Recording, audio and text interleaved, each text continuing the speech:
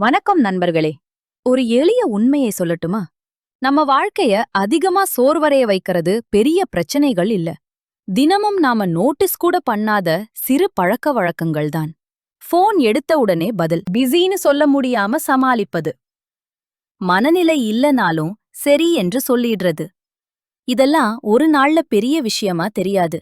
ஆனா தினமும் சேர்ந்து மனச மெதுவா காலி பண்ணிடும்.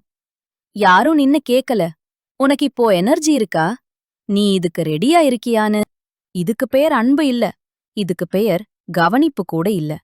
இதுக்கு பெயர்தான் இமோஷனல் ஓவர் அவைலபிலிட்டி.